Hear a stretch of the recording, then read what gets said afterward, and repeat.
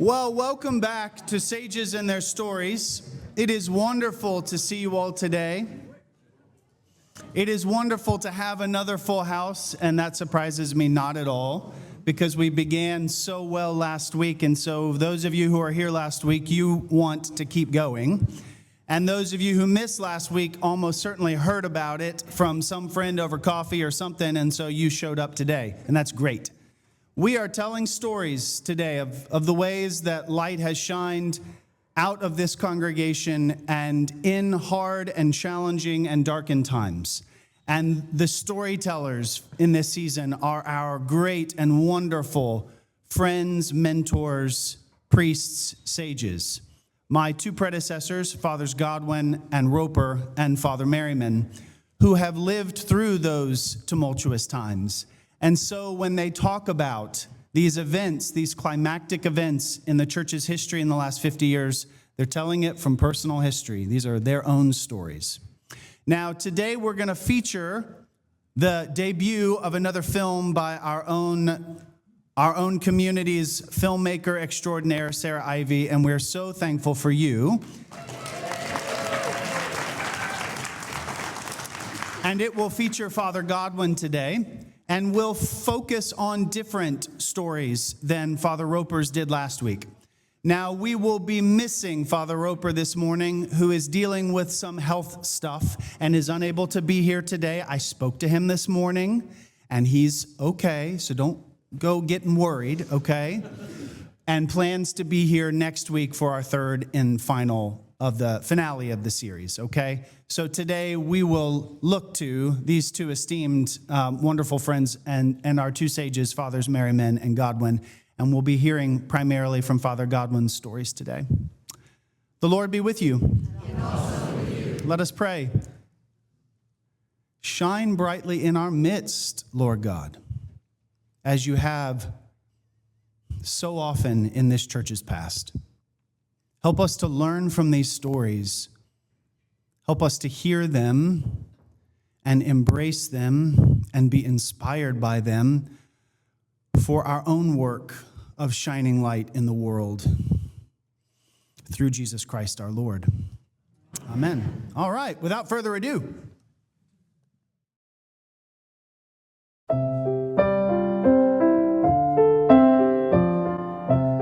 The baptismal promise to seek and serve Christ in all persons. And we preached a lot, not about gay people or women's rights or black people. We preached about that all. We pledged to seek and serve Christ in all persons. JD Godwin. I served on the staff of this parish for the first 18 years, from 1982 to 2000. I was the senior associate rector or vicar, and then from 2000 to 2013 as rector. Father Godwin has a Master's of Divinity and also a degree in music and piano performance. When he came here as vicar in 1982, he was already a leader in the national church. He was one of 12 members of a committee assigned to revise the 1940 hymnal, which became the 1982 hymnal that we use today. The name of the commission to revise the hymnal was SCCM, Standing Commission on Church Music.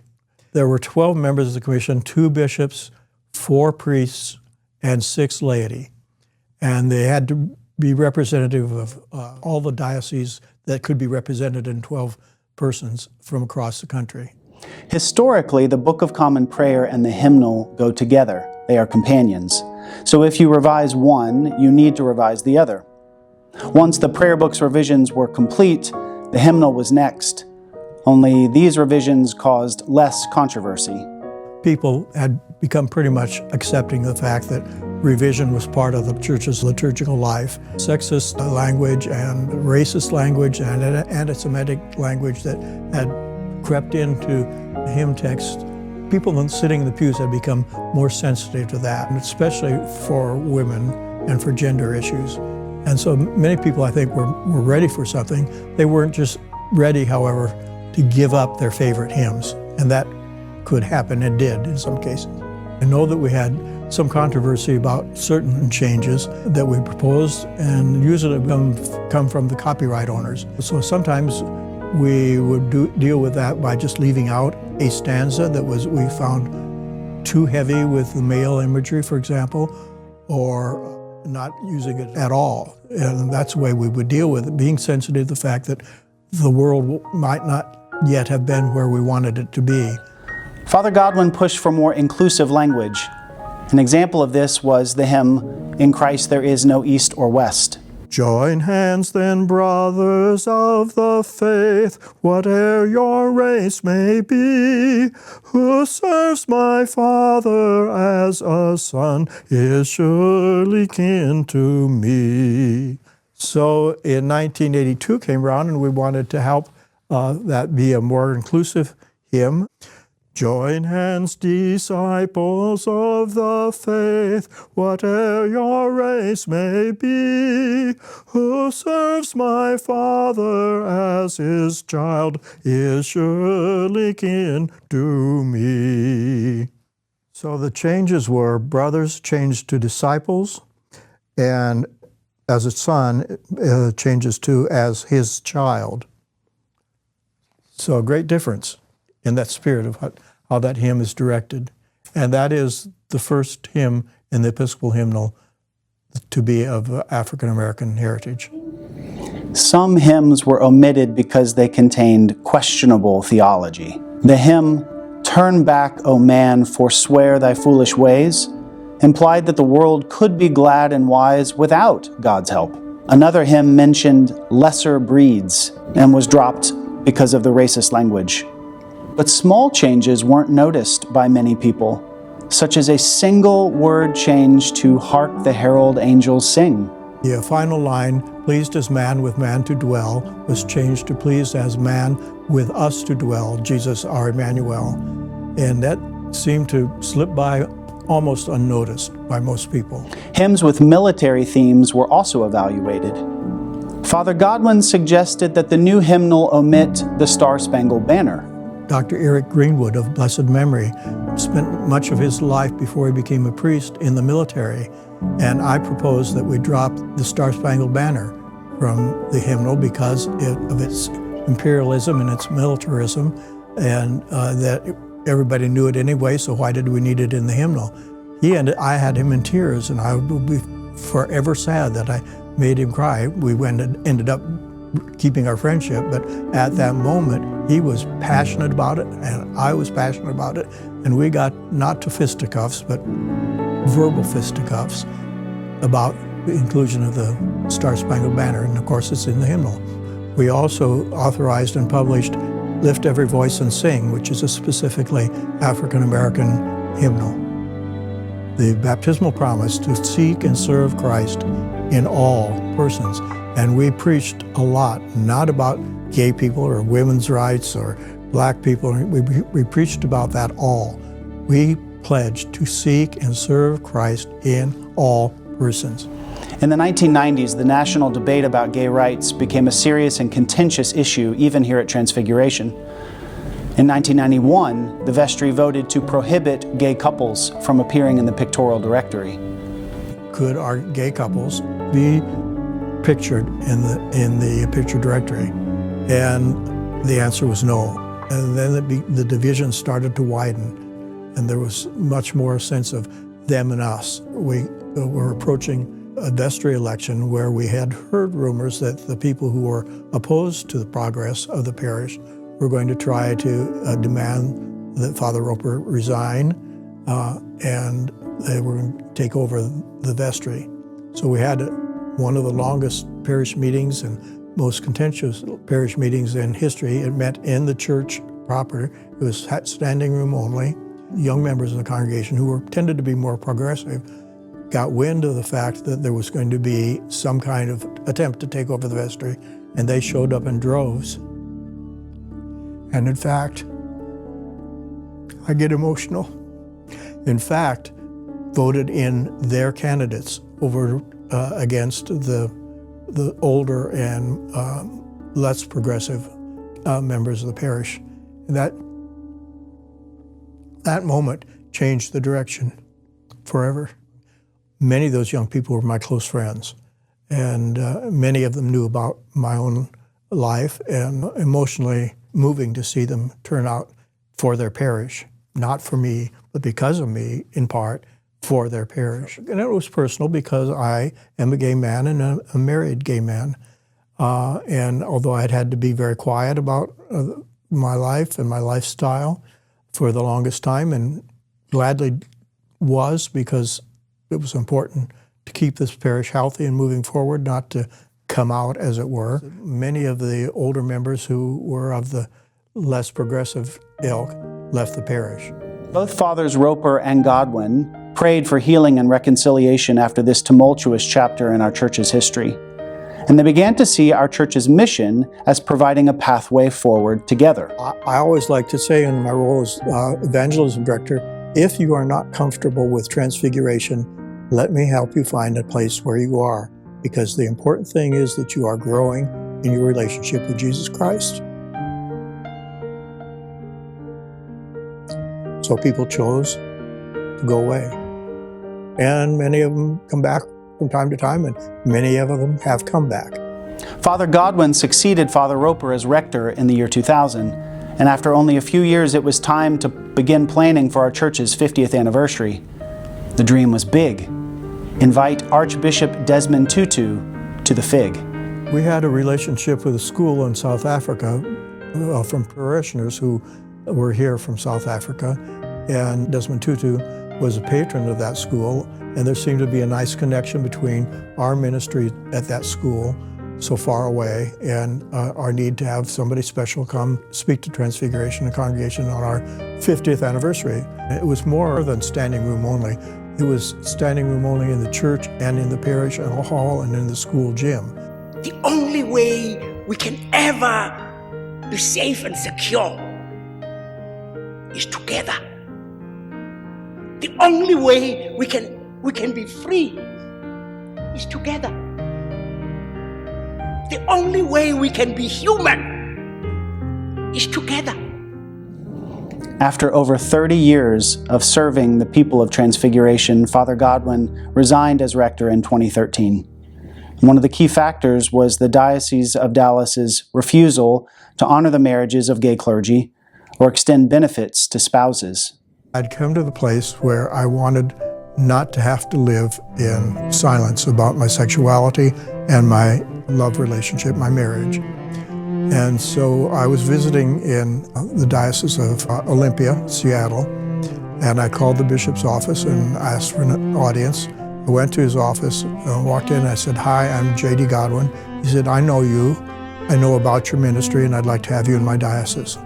We needed to do that so that David could benefit from the church pension that I have and from my church insurance, because up to that point, that could not happen in this diocese. There is no other place to go in Dallas but Transfiguration. I continue to believe that.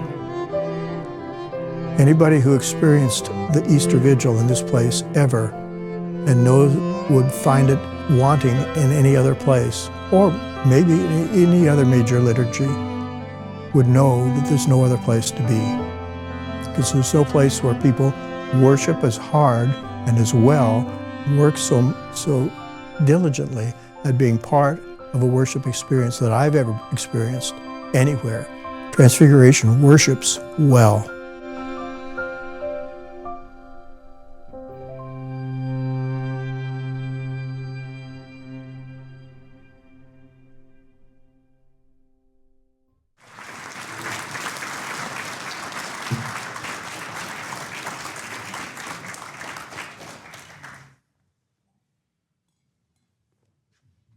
Stand up. I need your chair.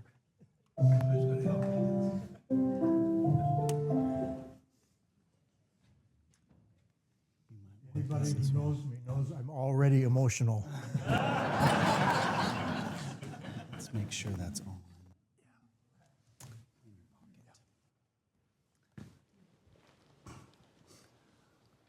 Well, there are a lot of stories packed into 12 minutes there.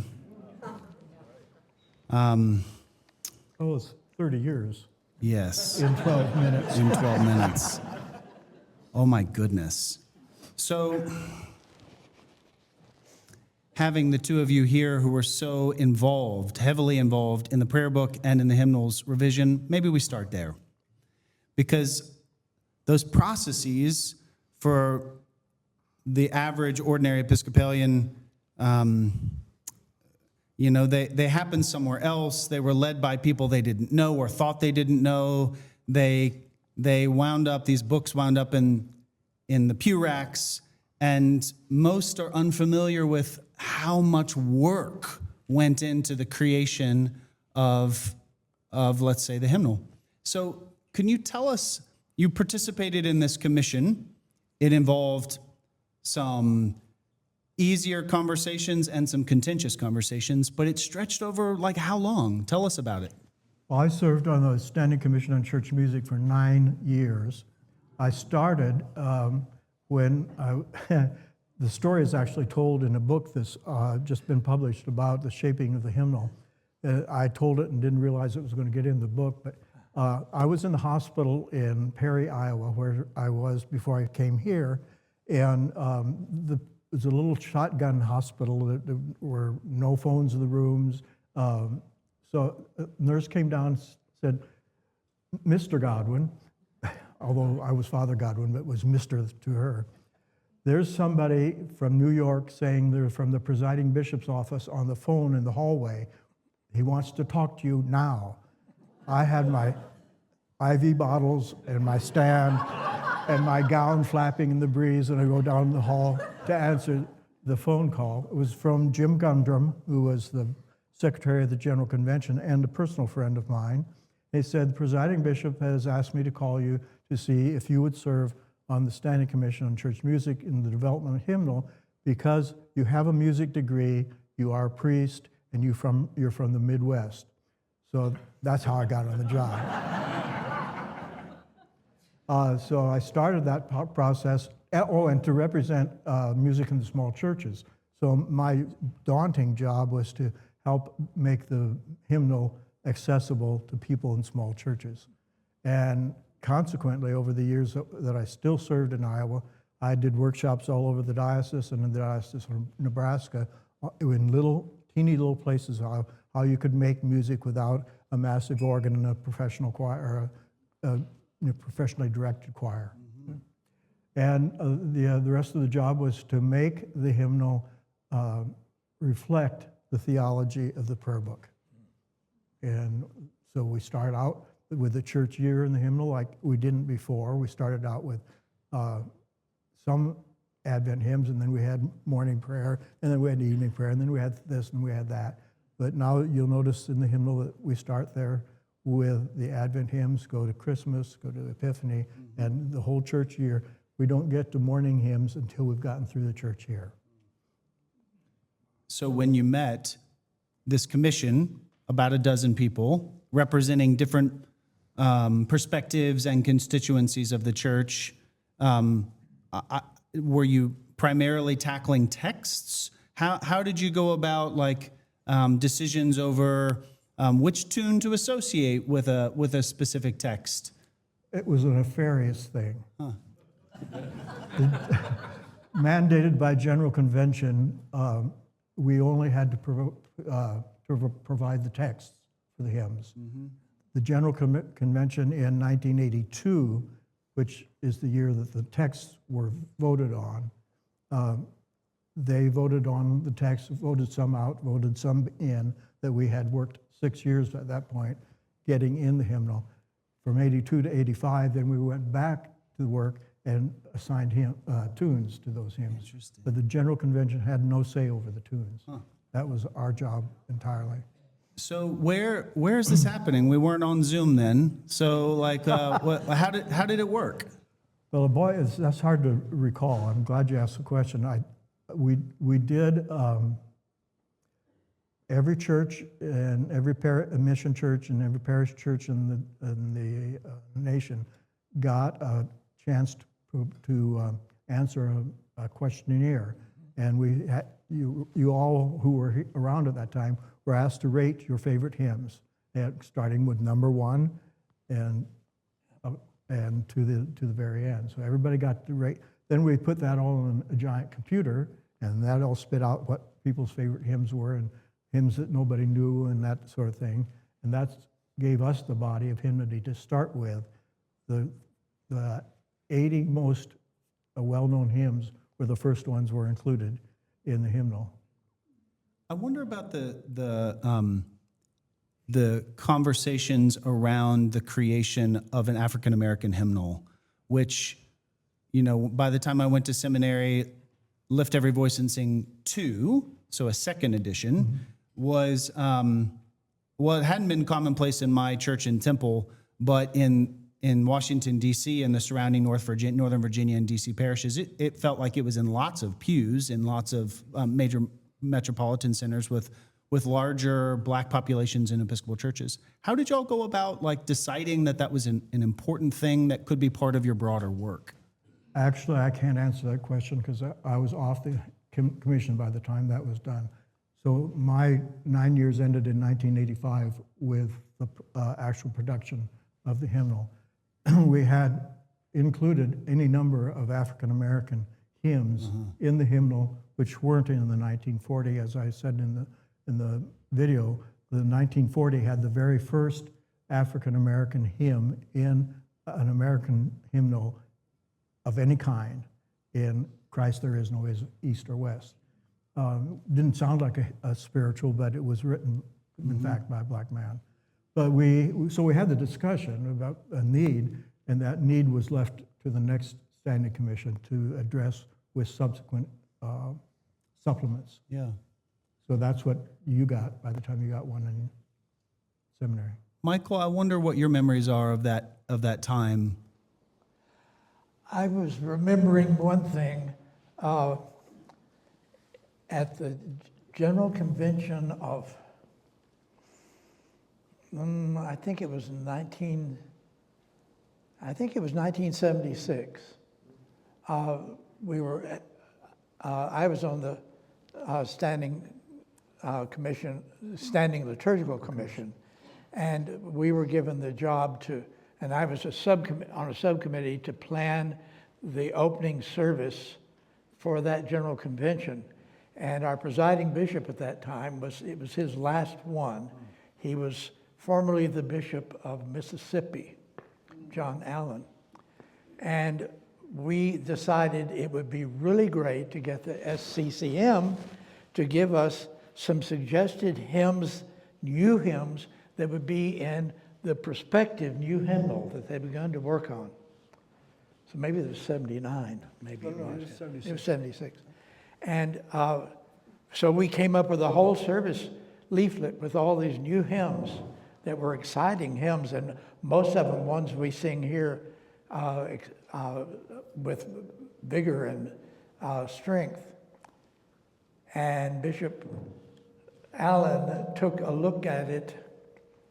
He was going to be the presider at the service, so he got a say, and he said, "No, I want to have hymns I like." And he said it with that accent. Well, it was an interesting time, and it was, I thought, an exciting time, and many parishioners did too, though not all, because first of all, for the prayer book revision, we did a nationwide parish by parish questionnaire, big ones about the prayer book. And then things sort of settled down and we were into it, and here came a questionnaire about the hymnal.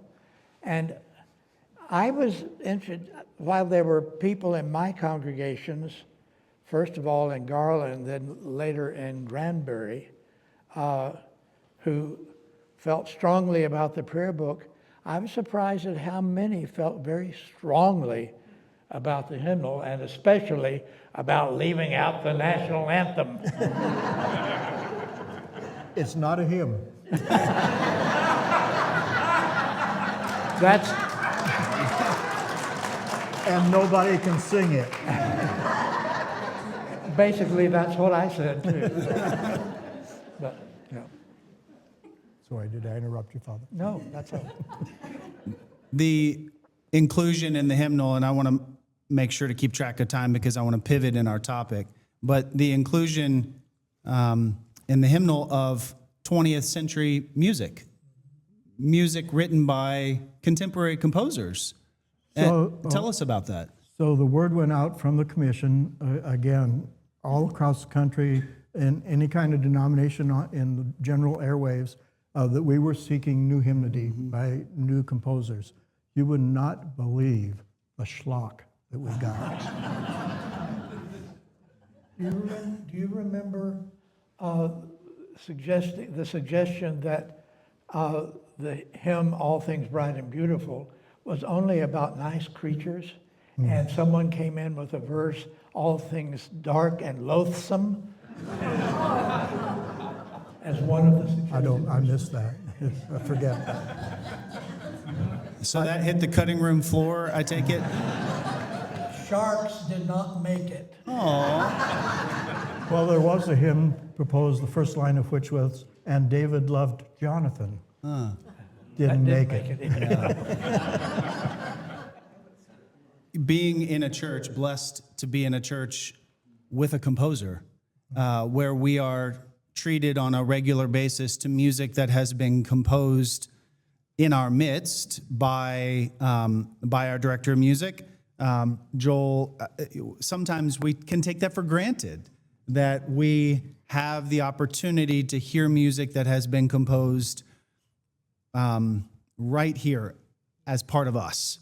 And I think it's important to remember how much the hymnal emphasized new composition, new texts, and new musical settings.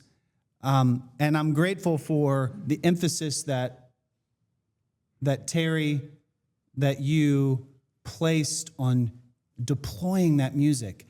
Having grown up in a church that really sang about 15 hymns on a regular basis, and I think we sang the same service music every week that I was a child.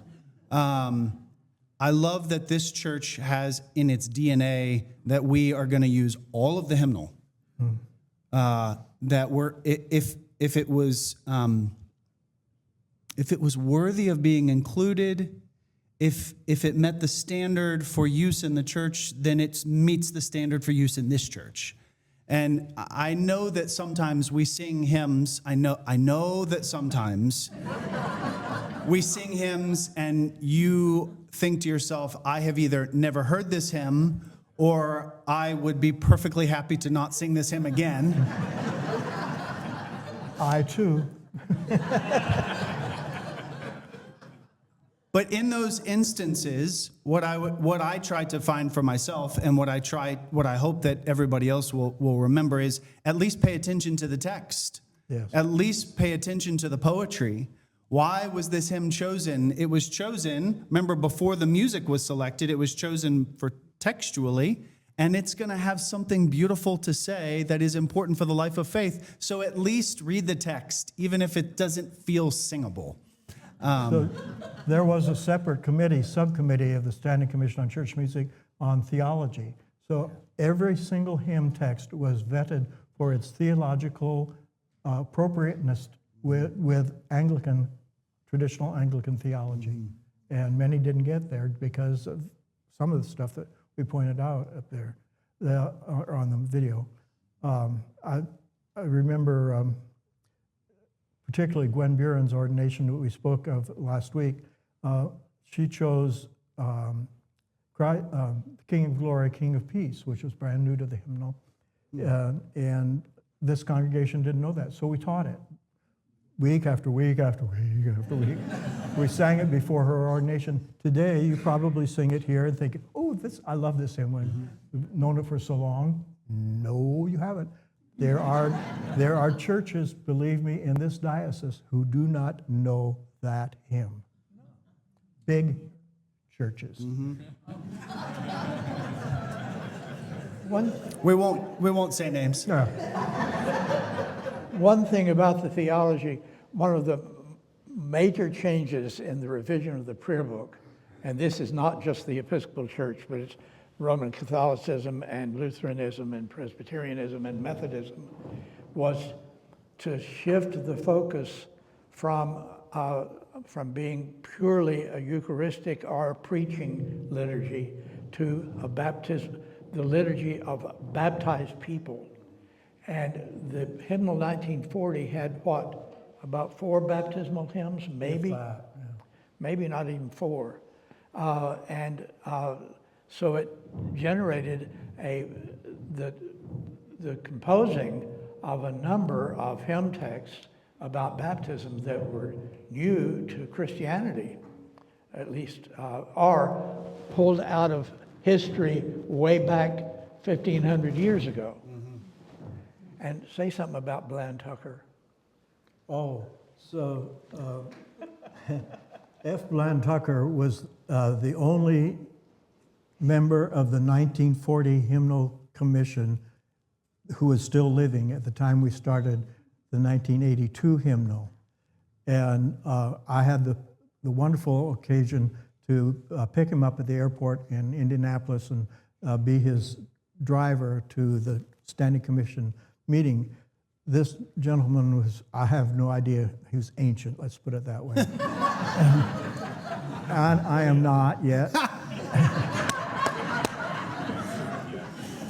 I mean, he was old. So, I met him at the gate when you could meet people at the gate yet, and he comes along with a suitcase in each hand, or a case in each hand. I guess one was a briefcase. And I said, "Please, Father, may I take your luggage for you?" He said, "No, this keeps me balanced." Anyway, so there was that influence from the 1940 to the 82.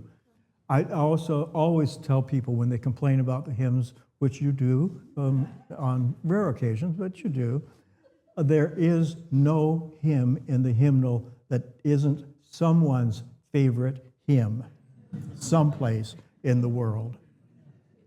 Those hymns didn't just come out of thin air and come to plague you because you don't know the hymn. Learn it. They're wonderful hymns, except for a couple. And how many of you,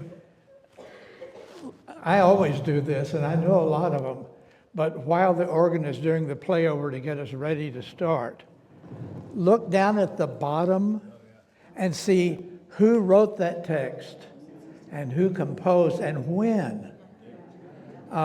Just a few weeks ago, we sang a text that comes from around the year 110 AD.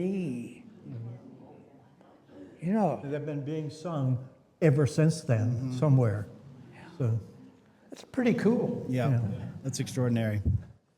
So with the time remaining, I want to pivot now, if we can. That we could stay with this, but I know that for many of us, we feel the power and the profundity of the story you told, JD, about the directory and that time in our church's history, and then several decades later, the need to finally be able to be fully out and to marry for very compelling reasons. So if we could think about the directory first. There are many here who were there then. Raise your hand if you were around then. So just keep in mind that this church is blessed by parishioners of great longevity who have many stories to tell. You could be a part of this. But for those of us who weren't here then and who take somewhat for granted our identity, our church's way of inclusion and affirmation, the vote went south. The vote went negative to start with. How did you hold on to your commitment, your resilience? How did you stay committed to this place and these people when the signs were not necessarily hopeful? even with that vote, which came as a surprise, that was one vestry meeting that I was not attending. Father Roper mentioned last week that staff always attended vestry meetings, and we mostly did, but I was not at that meeting. I was surprised because we had a significant number of gay and lesbian couples in the congregation at that time. But that didn't leave us without hope. Actually, what it signaled for us was we have a lot of work to do. And we went to work. That changed with the next directory. And we moved forward from that. How it affected me personally, no one who's never been in the closet knows how hard it is to come out and how easy it is to stay in. So that it was that way until actually I started. So when I had an idea that Father Roper was going to be leaving Transfiguration at some point, no plan point at that time, but I also knew that the canon said when a new rector comes, all staff members have to resign, and they may or may not be hired back by the new rector. And so I started looking for a new job. I was in a total of 80 search processes around the nation. In every single one of them, I was 20 of them. I was a finalist, one of 3 finalists, and it always became, because I decided I was not going to live a lie any longer. I would come out to the search committee and I would reject it. And I was about to give up hope because Terry announced his resignation, and here I was. What was I going to do? I can't get a job. And I was also getting older and older. And so I was feeling we were feeling desperation. But we went ahead and got married in 2012, which was against the diocese regulations at that time, and stayed quiet about it. I always said it was because in 2000, I'd become rector of the then third largest parish in the diocese with a large pay into the budget, and the bishop wasn't going to make any trouble for us. As long as I didn't make trouble, the bishop wasn't going to make trouble. But the vestry knew here that I was married and had a partner, or had a partner. I was not married at the time I became rector. And it was not an issue, except for one of the vestry members. But even then, that was a sad time for me personally, because I knew who that was and I knew how he felt, and I was sad when he left the parish. You don't want to be rejected for who you are, and neither does someone want to be rejected by the church for who they are and what position they hold. As Bishop Tutu finished that great presentation here, and I can't do this without getting emotional, I don't think, all, he said with his little arms sticking out like this, and just left us hanging there. But we got that message.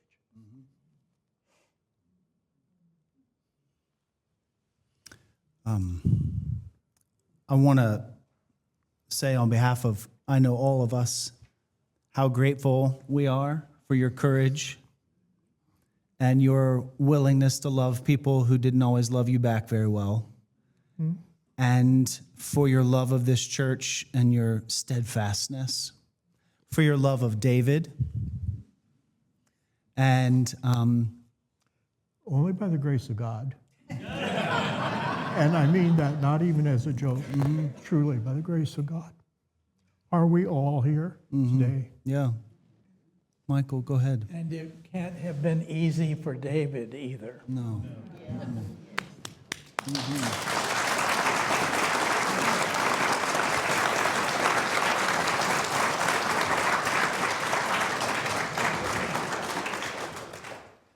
You know, we talk sometimes as though change, positive change, progress, desirable change, as though it happens in a single vote or it happens in a single moment, as if a single election, is everything. And what these stories continue to remind me is that transformation is something that comes about in steady drips. It's lots of little decisions and little acts of courage and little acts of forgiveness and bravery and faithfulness that accumulate into transformation. And we didn't become the kind of church that we know now. We didn't move from the 80s and the fear and the AIDS crisis to a church now that is so bravely and courageously inclusive. We didn't do that without thousands of decisions that y'all did, that y'all made. There was a little one that occurred to me last week, if you were here and saw the video, of the church when we had two great pulpits on either side of the altar, and you looked at that picture and it was all narrow, and you thought, what's this a picture of? And it's, of course, a picture of Transfiguration before it had triptych, before those pulpits were taken out, which I did while Terry was on vacation.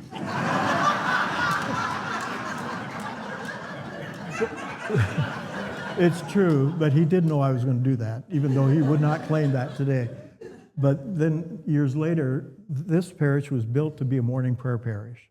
The building was built to be a morning prayer. It was signified by those two great preaching, one for preaching and one for reading, that were very prominent, and an altar rail that was impossible to administer to because it was thick and heavy and bulky. We tore that out in my time too. And you can kneel and you can actually get up and tip the chalice if you want to. You could never take a hold of the chalice and tip it to your lips with the old altar rail. That altar rail was meant to keep the clergy in and the people out. And that's true. That's There's a go to barricade. any church anywhere in any nation, and you can tell how it was built for the theology of the era in which it was built. I want to finish maybe with a brief thought about turning now to the experience of Desmond Tutu's visit here. I wonder, when it all got coordinated and he was coming. And we actually, by the way, have a whole Sharing Our Story video just about that. So you can access the whole story of that, which is wonderful. But I wonder, your hopes for what it might be. Like, oh my gosh, Desmond Tutu's coming. I hope it's good. I mean, I'm sure it'll be good, but I hope it's neat. And then what it meant. I mean, it's clear by the turnout, by the way this place was packed, and the way that the story of that visit continues to be told more than any other story that I ever hear. I wonder the comparison of, what you hoped it might be like versus what it actually was. Wow, hard question. I knew Bishop Tutu from just him being in places where I was, and I just thought we're up for our 50th anniversary, and we need to do something big here. And Ellen Dingwall was on our staff at that time and director of evangelism, and she got a hold of, just out of the dark, the handler for Bishop Tutu, and he said, sure, I'd love to come. Well, it turns out, as I noted in the video, he was a patron of Happy Homes, and we are also patrons, I think we still are. We are. Of Happy Homes, and he thought, I might do it. I'm not going to be in New York anyway, so why not stop by Dallas, Texas? And so he did. We obviously had to anticipate large crowds because we had set up videos and our TV in both the gym and here for that occasion. What struck me most about his being here, and I think maybe struck the congregation, was this man of great international stature being so incredibly human and accessible. And to me, that's the message the church has. That's what Jesus was. Yeah. Incredibly human and incredibly accessible Yeah. to those around him, even to the least. Michael. I don't know this to be the case, but I think it's true. Certainly, that congregation was swelled by not only most of our people showing up, but also people particularly from St. Thomas the Apostle and Ascension Dallas and our other friends, but people from the cathedral and Incarnation and much more conservative traditionalist places who were given a degree of hope and confidence for the future. I mean, it was the case, if I remember correctly, when a bishop visits a diocese, that bishop has to have permission from the diocesan bishop there. And there was one condition, which was that he was not to preside at the Eucharist. He could preach, but not preside at the Eucharist. That was 2 bishops ago, I guess. And just that very fact underscored where we were then. Now we have a new bishop in this diocese who I bet would let, if Tutu were still alive, preside at the Eucharist. I bet he would. And would be there too. Yes. And so things change. Yeah. And it's wonderful that you and Terry and this whole congregation were such powerful leaders of that change. I can't help but note that what Desmond Tutu preached and said, which was so compelling and has stood the test of time, was really just an echo of what y'all have been preaching all along for decades. Prayer book gave us that in the baptismal rite. That's right. It was a great gift to the church. Yeah. Well, we're out of time, so we're going to have to come back and do it again next week, okay? Thank you. So won't you come back next week? Our video will feature Father Merriman, and we'll keep on hearing from the sages and their stories.